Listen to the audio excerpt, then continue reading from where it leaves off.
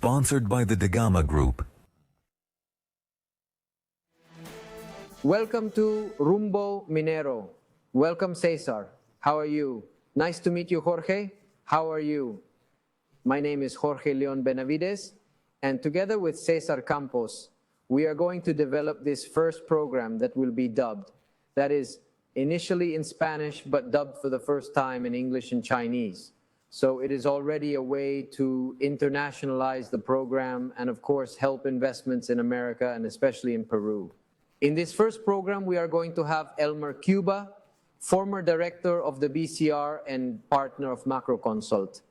And we are going to talk about gold and copper trends, and of course, the Israeli conflict, and how it is affecting or could affect the whole war conflict on the issue of minerals and hydrocarbons. Cesar. Yes, we will also have Jorge Ricardo Labó. We all remember them. He has been Vice Minister of Mines, and he is currently leading partner in the mining sector of LQG Energy and Mining Consulting. With him, we are going to talk about the gaps that there are apparently within Dina Boluarte's government regarding the Tia Maria issue. We now leave you with the results of the Rumbo Minero X survey. Please go ahead. To the question after the announcement of the executive branch regarding the creation of the single digital window to reduce the paperwork in the approval of mining projects, Supreme Decree 17/2023 was published, which establishes the basis for its implementation. Do you consider that this measure will reduce time? First answer, totally, 40.9%. Second answer, partially, 36.4%. Third answer, it will not have any effect, 22.7%. Well, interesting results. Now let's go to a commercial break and come back with more. With 16 years of successful trajectory, Expo Mina Peru, the largest and most important mining event of the 2024, will open its doors from September 11th to 13th. Expo Mina Peru will gather the main mining suppliers in a 47,000 square meters venue with more than 1,200 stands. Reserve your stand and participate in the most important mining fair of the year 2024, Expo Mina Peru. Do not hesitate any longer. Invest well, invest with the leaders. We are waiting for you from September 11th to 13th, 2024 at the Jockey Exhibition Center. More information at www.expominaperu.com. Well, as we had announced, we now meet with Elmer Cuba. He is former director of the BCR and partner of Macroconsult. We are going to talk a little bit about different topics. Welcome, Elmer. How are you? Welcome to Rumbo Minero. Well, we are going to talk about the issue that concerns us all and how this may affect mining and hydrocarbons, which is the current conflict in Israel.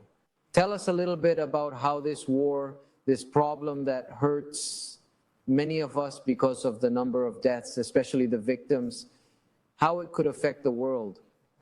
What are the conditions for it to affect? Tell us a little bit. For now, in the first days of the conflict, there has been some nervousness, but in practice, there has been no major disruption in international prices. Oil, for example, which rose on Monday after the attack on Saturday, fell again on Tuesday, and was stable on Wednesday. The dollar in the world, for example, rose under some pressure, but then stabilized. The stock markets in the United States rather rose during the week. So for now, we do not see that this could go beyond the borders, fortunately. But why? Because we have lived, correct me, but I think we have lived when there have been wars, there have been crashes, right? There have been stock market crashes, there have been, in this case, how do you see this conflict that does not affect so much? For now, it is totally nested in the Gaza Strip, which is the combat zone. And as long as the conflict is not exported to other important powers that could affect the oil issue, there would be other words. But for now, it has not jumped to Iran. It has not jumped to Qatar, which are the sponsors of Hamas, but they have not entered the conflict head on. And I do not think they will enter because they have much more to lose. In other words, if they continue in this conflict, let's say, now much more accentuated by the death of the victims, if they continue with this conflict, let's say, there is no great movement, let's say, of what was already known? Yes, indeed, because both Israel and the Gaza Strip do not move the needle in the world. Obviously, they are very affected, of course, but I wouldn't expect much more.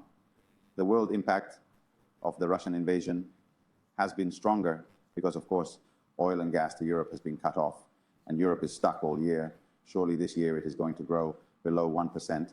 They are in recession in Europe, but it is more the result of the conflict they have in their own territory, in Europe itself. Now, Elmer, prior to the Hamas terrorist attack against Israeli cities, there was a scenario that we discussed with Jose Gonzales, the international editor of Rumbo Minero, regarding the collapse, as it has been called in the international market, of both gold and copper prices in the international market. And this decline has been mainly related to interest rates and China's growth. What is the outlook for gold and copper, according to your perspective? Yes, these are rather short-term events, because let's say, for example, last year when China grew only 3%, copper was at 4%. Copper has already endured a very cold China because China had a zero COVID policy and practically closed cities. So what is saving the price a little now and will save it between now and the next 10 years is decarbonization, human action against climate change, which is going to demand much more copper, particularly exo-mobility.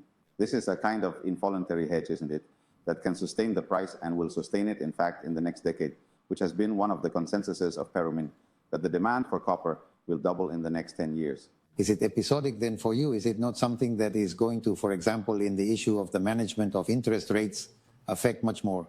Rates also have a certain effect, but they are not going to be so high all the time, right? 12 months from now, it is very likely that the rate in the United States will be lower than it is now. They are still in the midst of the anti-inflationary struggle.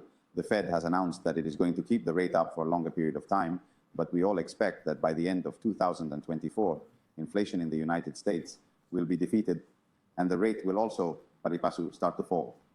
These are episodes, let's say, of 2-3 quarters or more. Now, at a time when, as we all know, copper and lithium have become so important for the future, and what is more, not even important, otherwise it will not be enough for the time being with the projections that we have, both in renewable energies and in electric cars. We have seen that the world powers, such as the United States and China, have had a special attraction for copper-producing countries, such as Peru, Chile, and others. Do you think that investments will continue to enter Peru? Is it going to be an interesting market for these large countries, much more interested than at other times?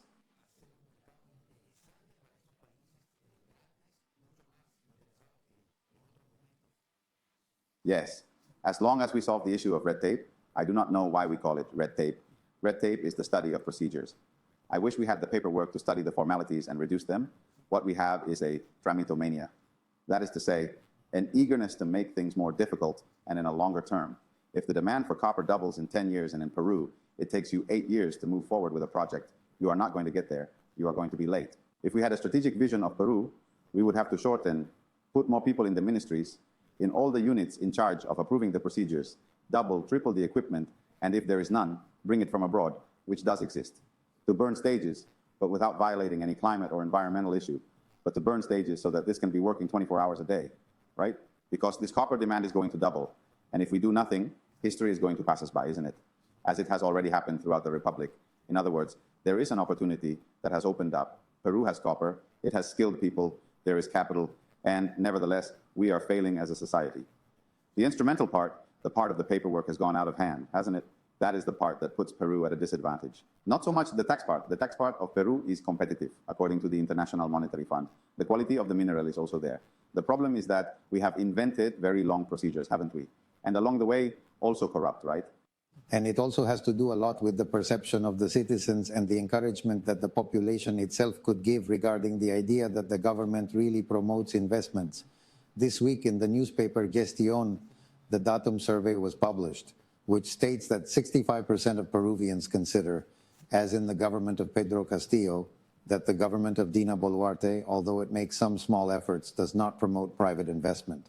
And in the case of mining, it places equally that it does not promote 45% versus 45%. This, in any case, obviously also has an impact as an expectation on what could be the encouragement to investment. Yes, one way, let us say, to legitimize mining in the country is a better use of the royalty, right? I believe that the royalty has to be rethought. An important part of the royalty should go to education. The deposits have a determined duration, and that is spent on people, on human capital. That is the best way to spend the royalty. Today it is. The organ itself is debatable because it is something fortuitous, isn't it? It is fortuitous that under the earth there is wealth and you are in your district. That goes against democracy itself because that is the resource of all Peruvians. Where is it written that there should be a right of those districts, a right over that mineral that all Peruvians do not have if it belongs to the whole nation? So there is a problem to be solved, and besides, if they would do it well, but they do it badly. There is corruption and they are not efficient, right? On the other hand, if a significant percentage were to be spent, we are going to spend a third forever on education, just as in Chile, part of Codelco went to the armed forces, right? Everyone knew that. Here, everyone should know that an important part of the royalty goes to education, right? Directly to improve the quality of teachers, materials, because that is what matters most, to have diversification. Elmer, we have 1 minute left. I would like to ask you a question. You have spoken to us for many years in the events we have held about the Asian giant, about China and its growth. In all these movements that have taken place in recent years, copper issues and all this, how do you see China? How do you see China? Does it continue on its path of expansion, of growth? We see big investments in Peru, such as the port of Chancay. Tell us a little bit about it. Yes, let me see. I believe that China is not going to be the same as it was 10 or 15 years ago when it came like a fireball, growing 8% a year, spectacularly. China is stabilizing at rates below 4%, which is not bad because 4% is huge as a percentage, a larger size of the economy, and it will undoubtedly continue to be an engine of the world economy together with India, which is the new giant, right? To have an idea, this year China will grow 4, next year it will grow 4, and India will grow 6, right? So already it's going to be the replacement in terms of the engine of world growth. But China is still there, but it is no longer going to be there is even talk that it may never catch up with the United States in terms of GDP per capita, because it is indeed an economy also managed by the state, right? And that doesn't pay off in the long run. Okay, Elmer. Very good, Elmer. As always, we are running out of time. Thank you very much for clarifying several issues that are very important to us, and we look forward to having you another time. Let's take a break and come back. In our American mining block, we meet as always, as every week, with Jose Gonzales, now directly from Wall Street, New York, to talk about, as always, very important topics. And he, as you know, is the international editor of Rumba Minero magazine. How are you, Jose? How are you? All very well. Thank you, Jorge. Delighted to be in the... Tell us a little bit. The Hamas terrorist attacks in Israel and the war in Gaza have had an immediate effect on oil prices. After declining just over 10% in the week prior to the attacks, it has rebounded again, as we were discussing earlier in the week, adding to the volatility in global markets that were already focused on rising interest rates and threats of global recession. What is forecast for energy markets, and what could be the effect on minerals? How do you see this whole issue? That's right, Jorge. The surprise and abominable Hamas attack in southern Israel has generated general condemnation of the West, which is being joined by China in particular, and has increased global geopolitical tension that was already affected by the invasion in Ukraine. As you point out, the first commodity to react, as usually happens in these cases, with greater volatility and speed, has been oil. To the extent that the invasion in Ukraine had already increased tensions over the supply of gas and oil in Europe, and the tension remains because winter is approaching in the northern hemisphere, and in the case of the Middle East, tensions are always very high due to the concentration of oil resources, particularly in Saudi Arabia and Iran. The Brent barrel, which had reached $95, the same at the end of September, due to the strength of the dollar and expectations of economic improvement in China, in addition to the OPEC quota cut, had fallen 10% last week due to interest rates in the United States of a potential recession in this country. Rebounding again in that 5% you point out after the Hamas attacks. Volatility has continued. However, what is expected in the market is that it will continue to be maintained. The fears are related to a repetition of the crisis scenario of 1973, when the Yom Kippur War, in which Egypt and Syria attacked Israel on two fronts. That generated the energy crisis of the 70s, and that a similar scenario would be repeated. The markets, however, have been reassured and would remain stable to the extent that Iran has denied its direct involvement in the attacks, and the U.S. Secretary of State has confirmed that the U.S. has no proof of any direct Iranian involvement in the conflict. The problem is that if Iran were involved, and to the extent that Iran finances Hamas in southern Israel, the Gaza Strip, and Hezbollah in northern Lebanon, if the conflict escalates, the energy markets would react with extreme caution. In the case of precious metals, gold has recovered 2.33% timidly due to the concerns that the markets are experiencing at a geopolitical level. And copper has rebounded 2%.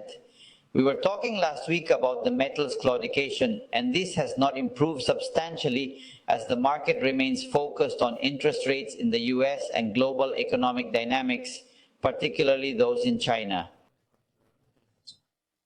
Jose, these ups and downs generated by oil prices due to conflicts at world level, Ukraine, Russia, and now the terrorist group Hamas against Israel, also create expectations regarding production. A few days ago in Riyadh, the capital of Saudi Arabia, the OPEC Secretary General said that if $14 trillion were not invested by the year 2045, oil production would generate tremendous chaos by that time for this first part of the 21st century. How do you approach this statement? You are correct in what you say, Cesar. You also underline the amount of investment, which is important. OPEC has warned in this report presented by Al-Ghais in Riyadh, as you point out, that the global oil industry requires an investment of $14 trillion, trillions in the United States, which for perspective is equivalent to 56 times the GDP of Peru, which is more or less $250 billion up to the year 2045. According to Al-Ghais, as you point out, if this investment is not executed, there would be chaos in the oil market. The report on the outlook for the world oil market 2023 states OPEC's position with regard to the COP28, which will be held in December in Morocco, and is confronted with the position of the International Energy Agency, which does not consider it necessary to promote new major oil projects at a global level. According to OPEC, oil exploration and production alone would require $480 billion a year for the next 22 years.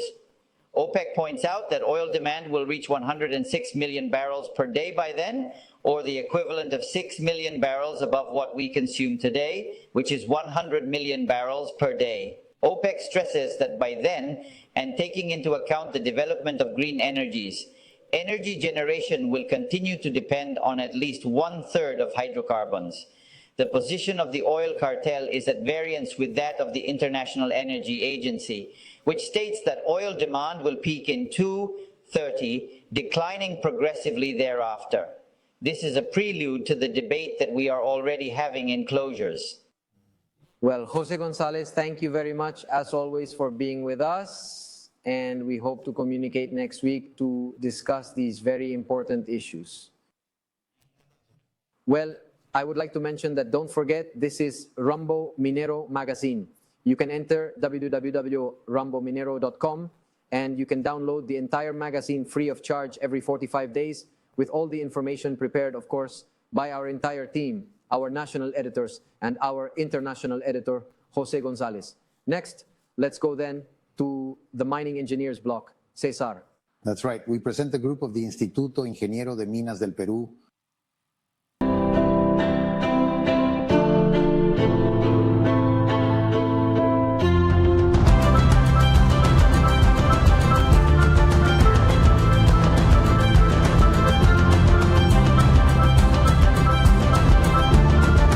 In this edition, the Mining Convention has contributed, without any doubt, to outline new objectives, to recognize the various challenges faced by the sector, and above all, to consolidate tangible solutions and viable routes to strengthen the industry as we know it today, and to direct it towards the mining of the future, the one with investments that generate well-being and sustainable development.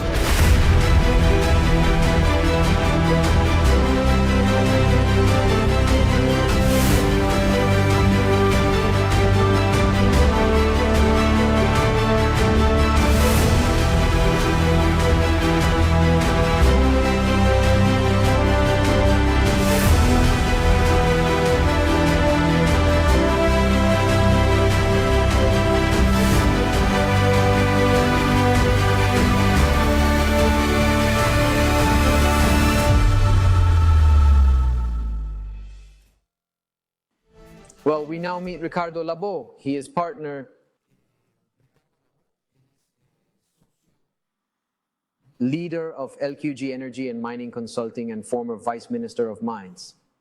How are you, Ricardo? How are you doing? Thank you for coming. Ricardo, let's get into the most important issues. On the one hand, there is what we heard and saw about Tia Maria on a political issue. Well, they always think that comments do not weigh, but they do weigh in mining, which is the comment of Oscar Vera Gargurevich, Minister of Energy and Mines, who says that he is going to do a lot of work to ensure that it does go ahead. And then Premier Otarala saying that it is not on the agenda when it was not necessary. He has tried to correct a little bit, but I think it was not necessary. And within that question, I also wanted, speaking a little bit about the investors and the image we give, that you talk to us a little bit about the single window, and if that is being prepared as a single window, do you really see it as something that is going to come out soon and that is well structured so that it comes out quickly as we need it, or what is going to happen? Those two issues. Right. Look, beyond a specific project, I think that mining, because of the importance that it has, needs a direction, a strategy, a clear leadership, which I believe is not what we saw in what you have commented. Without that, unfortunately, it will not be possible to continue promoting a sector as important as the mining sector. And that has to come from the head of the country, the premier and the leader of the sector, definitely. So these contradictions that may have been seen, I believe that they do not reflect what we need to promote this sector. And the same goes for the alignment of all the sectors promoting mining. Let us remember that to build a mine is like building a city, and the 19 ministries participate in some way. Defense, Ministry of Agriculture, Ministry of Environment, Ministry of Education, Health are involved in some way, either with authorizations or permits, so that the sector or a project can be carried out or an operation can continue. So, from the investor's point of view, to hear that there are contradictory messages reflects that there is no shared vision within the state and the government in particular to be able to promote the sector.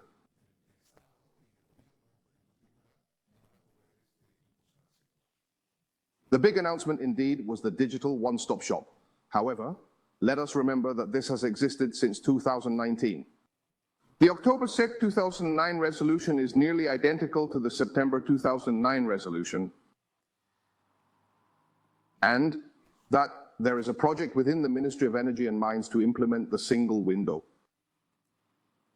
The timeline for implementation, this is a project that began to take shape in 2018. And I understand that the implementation would last until 2028. So implementing a single window, which effectively involves different sectors, cannot take 10 years. This has to exist in a much more efficient way. So, what is needed? At first, to review this project to see how to optimize it, because in 2028, the projects, that is, the time to implement the projects has already passed. We need them much more urgently. This timeline needs to be cleared up by optimizing this project, but also in parallel, or even before, simplify the system. because there is no point in digitizing, let's say, the system that currently exists in physical paper form. To transform it into a digital system, because it is, let's say, to create a physical monster. To transform it into a digital one, what we need is a simplification. Then, and also much more short-term measures, which do not necessarily require the one-stop shop to be created. For exploration, and I have said it in other forums, it is necessary that the reviews of all authorizations and permits are carried out in parallel. In other words, when one submits its environmental management instrument, it should have the capacity to submit the application for water authorization and thus other authorizations in parallel. We are already worried just to imagine that this would really be ready for 2028, and I'm thinking of another concern that the mining sector has, such as electricity costs. In fact, as a consequence of the climatic impacts, the drought that has occurred in the south, the rains in the north, but basically the hydroelectric plants are not fed. We still do not have the thermal energy resource that could have helped us, and the production costs are between 20 and 40% of electricity for mining. How should we face this second concern I put to you, Ricardo? In fact, look, what a country needs is energy security, and that energy security comes from having different sources of generation. Peru is blessed with having a lot of water, fortunately, and slopes that allow us to have hydroelectric plants, but also many gas reserves, natural gas, camisea, and there are other deposits as well. In fact, that the camisea deposit has allowed us to have energy costs as low as they are now. And this is sometimes forgotten, but if you look at the prices before camisea, they are much higher than what we have today. What has happened in the last 6 months at least? There has been an increase in costs in energy prices. Why? There have indeed been droughts because it is a renewable resource. But well, we depend on the weather. There has also been maintenance that is common in camisea, which reduces thermal generation capacity. And what does that do? Less efficient generation, that is more costly generation, such as diesel generators, should enter the system. And how the Peruvian system works, which is a marginalist system, is charged, or the price is determined by the last generation that is carried out. In this case, when diesel generation, which is much more expensive, is turned on, the costs have been raised highly. So what we need is a generation that recognizes that there are these climatic ups and downs, there are droughts every year. If there are El Niño events, there is much more, one or the other, depending on what happens that year. And we have renewable energies that only work until certain hours of the day. There is solar energy when the sun shines, and there is wind energy when there is wind. So, Peru should not encourage only one type of generation, but a combination of them that allows energy costs and prices to be as constant as possible over time. And that, what gives that constancy, it is precisely the gas which does not depend on the weather. So we have to accelerate the gas issue urgently to be able to have that variety. Right, and encourage new generations. If you look at the estimate of future projects, many are focused on non-conventional renewable energies, which are wind and solar, which is good, but there is only one generation project. Otherwise, costs will start to rise and we will not be as competitive. We have 1 minute left, Ricardo, on the Petroperú issue. Please, what is your opinion? Well, in one line, it is a company that is broke. It has accumulated losses of more than 15 billion soles in the last 20 years. And even more, that is, the sector such as energy and mines, what it paints with one hand, it is erasing with the other. According to our calculations, last year mining paid a little more than $4 billion. The ransom given to Petroperú is 51% of that. So, all the wealth generated in mining has gone to rescue a company that is bankrupt. So, the mining resources that we are so keen on, that generate wealth and development, are going to finance a company that is bankrupt. This year, Petroperú has requested a bailout are like more than $3.5 billion. To date, as of July, mining paid about $1.5 billion in taxes. If you calculate this until the end of the year, this means that if this ransom is authorized, everything paid in 2023 for mining would only go to finance Petroperú. That is what we are talking about. And in a country with such inefficiency, in a country, moreover, it is a sin, in a country where we have so much poverty, that they need resources to be playing at having a huge wallet when we do not have it, and we have much greater needs. In fact, we cannot be financing an activity that is not being economically viable. All right, Ricardo? Very good, Ricardo. Very interesting what you tell us. Very well-oriented topics in vogue, and we hope you can visit us soon to see how everything evolves. Thank you. And a call to the Ministry of Energy and Mines. The single windows are needed, of course, but it is not just a title. If we have it by 2028, what are we doing? We need immediately to be able to implement the single window in a way that really works for yesterday, as they say. This is a very important call that I think we need to get our beards soaked. Next, we go to a commercial break and come back. Well, next we are going to listen to the Mining Suppliers Block, the Strategic Allies, thanks to Rumbo Minero magazine. In Rumbo Minero TV, we will now move on to the Mining Sector Suppliers Block. Well, in our supplier block, we are now joined by Rolando Robles Moscoso. He is the general manager of Robles Pérez Asociados. We would like to welcome Rolando. We would like him to tell us a little bit about how many years he has been working in the mining sector and what is the portfolio of products or services that his company provides to the mining sector. Well, in advance, a very good morning, Jorge and Cesar. Thank you for your time. Robles Pérez Asociados has been in business for 9 years. It is a relatively young company.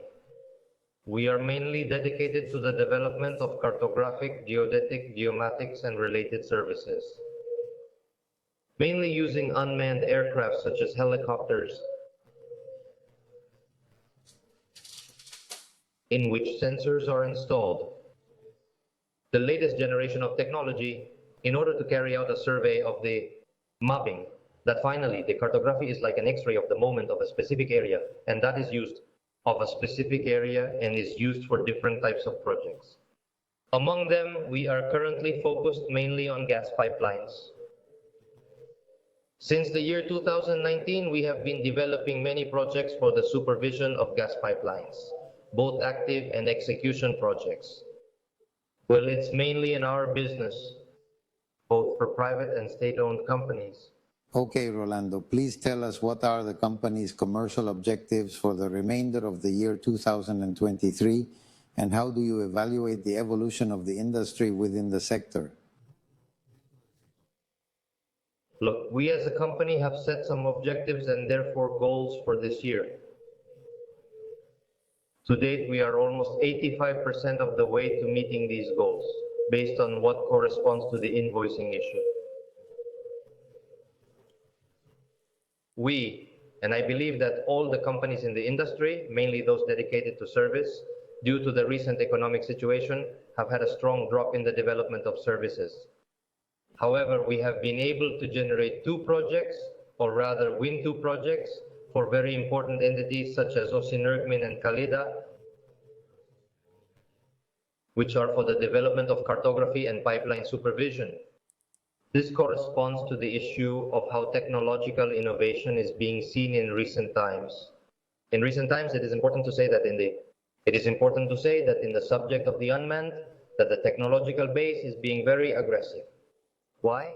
Because we do not have to see the unmanned as what everybody knows as drones.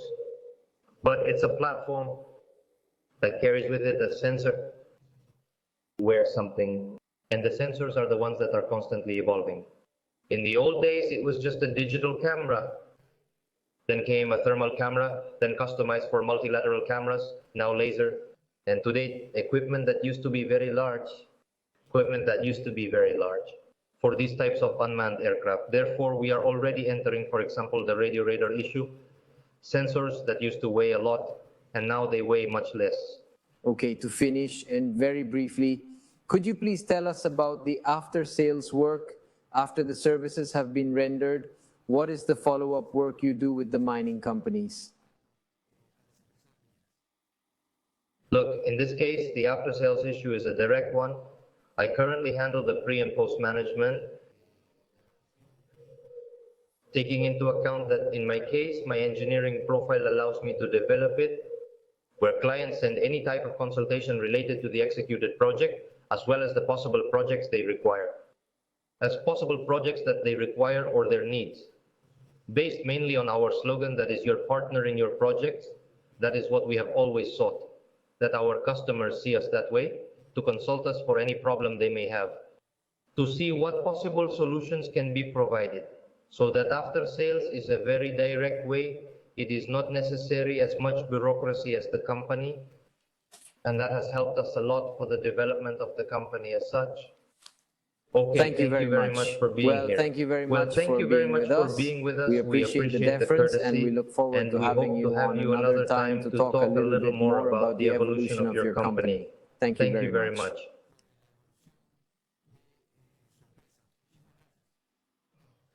I thank you. Many thanks to you. See you soon.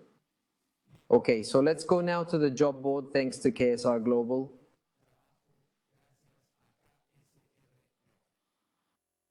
Would you like to join Sumago?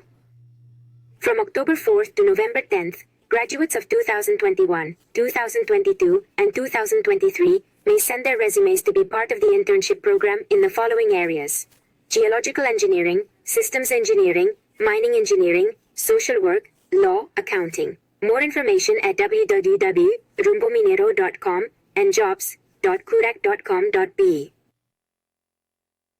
Well, coming to the end of the program, Cesar, it seems to me that Elmer Cuba and Jose Gonzales agree on the issue of what may happen with the war, with this Israeli conflict in Gaza. What may happen is that as long as other countries do not intervene, the issues we have talked about, mining hydrocarbons, will be more or less maintained, and let us hope that the tension will decrease. Of course, what Elmer Cuba also said is correct regarding the fact that Russia's invasion of Ukraine caused a major impact within the economy, and that this seems to be at least as far as it goes. As long as you rightly say, other producer countries are not involved, Saudi Arabia, the main oil, or Iran, then the thing is not going to be so terrible. But Elmer Cuba also said something interesting regarding the fact that the distribution of the royalty has to be studied again in depth. And he pointed out the example that I liked and makes me reflect of Codelco, when it is known that a part, for example, of the royalty received by the Copper Production Corporation in Chile went directly to the armed forces at one time, and that this can be repeated in the case of Peru for education, having a very important certainty. It is not a bad idea. And what Labó tells us does leave me very concerned about how we are doing. I would say if we do not have a real plan, I do not know, to privatize, there has been talk of many things, but if there is no real immediate plan, it is a waste of the money that has cost the mining sector so much to generate these taxes. And I liked at the end of the commentary the precision he made on the issue of electricity costs. We must not lose perspective on this, because we will also see the impact of the El Niño phenomenon as a result of the droughts next year. That is the impact of the El Niño phenomenon, but let's not forget a detail that is important with respect to investors as well. They want more, not what more, but apart from our vast resources, they look at that electricity and energy in Peru is not as expensive as in other places. And we win because of those issues. Many times we have to take care of that. Well, I would like to mention that the big event is coming, 2024. The most important event of 2024 is Expomina 2024 in Lima, Peru.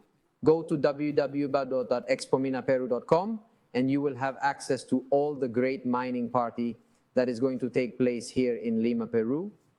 Reserve your stand. Spaces are running out. So we will be very excited to have all the supplier companies. I would like to mention that the Peru Construye program is coming up next to talk about infrastructure and construction.